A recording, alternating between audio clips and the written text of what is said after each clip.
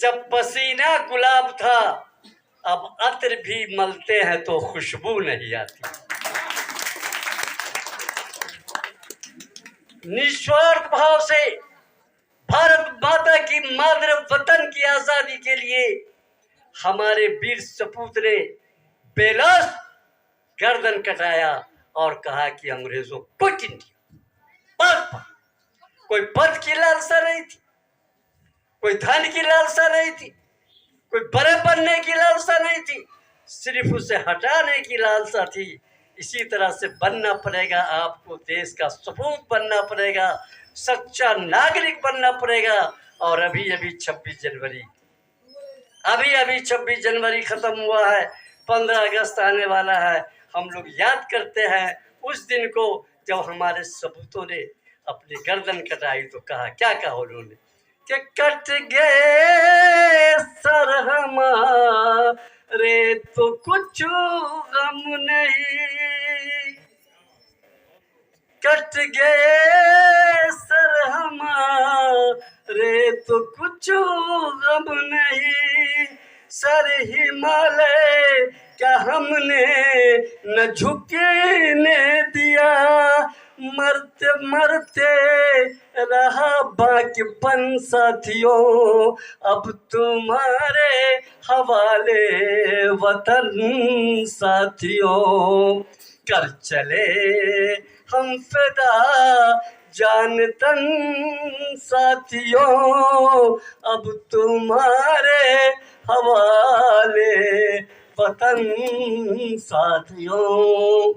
दोस्तों, दो चार अशार कहा मैंने, क्या थॉट है इसमें कि मैंने किसी भी के लिए नहीं, बल्कि मैं अपनी गर्दन कटा दिया, अपने जीवन को निछावर कर दिया भारत की आज़ादी के लिए।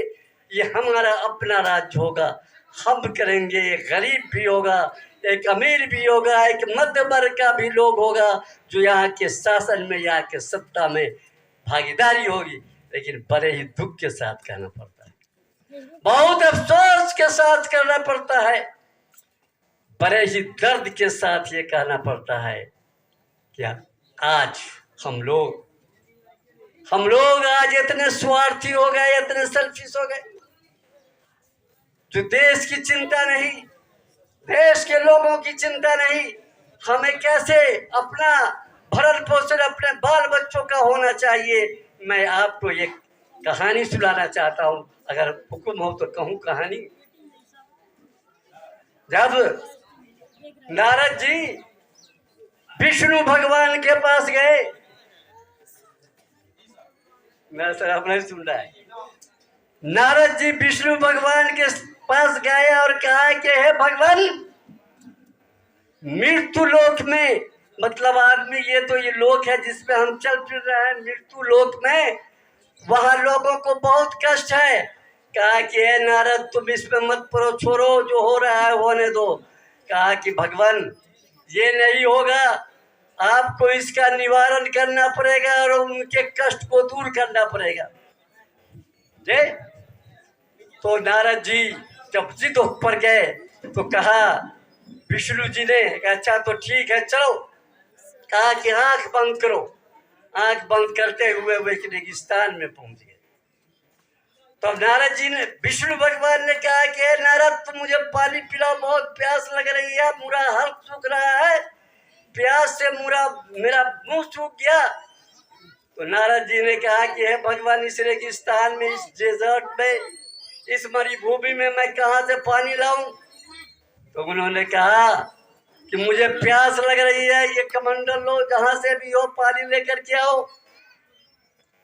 कमंडल लिए और नारद जी चलते चलते चलते देखा कि एक नदी प्रवाह कर रही है, नदी की धारा बह रही है, उसमें चील को वह पानी पी रहा है। दोस्तों देखिए, स्वार्थ में परमार्थ में कितना फर्क है। स्वार्थ क्या कहता है, परमार्थ क्या कहता है। तो वहां गए नदी के किनारे, उसमें पानी लिए अपने कमंडल में। फिर उनके मन में एक बात आती है, शैतान सवार होता है, कहता है कि कहा उन्होंने कि जरा स्नान तो मैं कर लेता इसमें। चले गए नदी के अंदर स्नान करने नारद जी। जब तक कि विष्णु भगवान यहाँ छटपट कर रहा है पानी पीने के लिए, हल्क उनका सूख रहा है। आपसे भी आग्रह है कि आप भी सुने इसको, आप शिक्षक हैं, जरा इस पर सुने, गौर करें। नेता लोग भी होंगे वो भी जरा सुने, अभिभावक लोग भी सुने कि विष्णु भगवान और नारद जी के बीच की बात है। कैसे आदमी रास्ते से डाइवर्ट करता है, कैसे विचलित हो जाता है अपने मार्ग से, आदमी को क्या क्या कठिनाई उठानी पड़ती है। विष्णु नारद जी के मन में यह हुआ कि जरा स्नान कर ले तो इस पानी में। विष्णु भगवान को भूल गए। जैसा ही डुबकी उन्होंने पानी में लगाया, डुबकी निकाल के बाहर निकलते हैं तो देखते हैं कि उसके किनारे पर, उसके साइड पर एक युवती खड़ी है जो बड़ी सुंदर। तो नारद जी उसको देख करके बहुत ही उस पर फरेफ्ता हुए। आगे बाहर निकले तो युवती ने कहा कि मेरे साथ चलो। कहा कि मैं जहां कहती हूं वहां तुम चलो। जाते जाते एक राजमहल बहुत बड़ा था, उसमें ले गई। कहा कि मैं राजा की बेटी हूं, ये मेरा राजमहल है, इसमें तुम रहो। और विष्णु भगवान को वो भूल जाते हैं। उसके बाद उसने अपने वजीर से कहा कि पिताजी से जाके कहिए कि ये राजकुमारी इस आदमी से शादी करना चाहती है।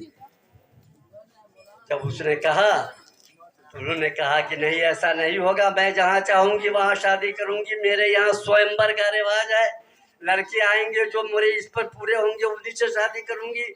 लेकिन राजकुमारी अड़ गई।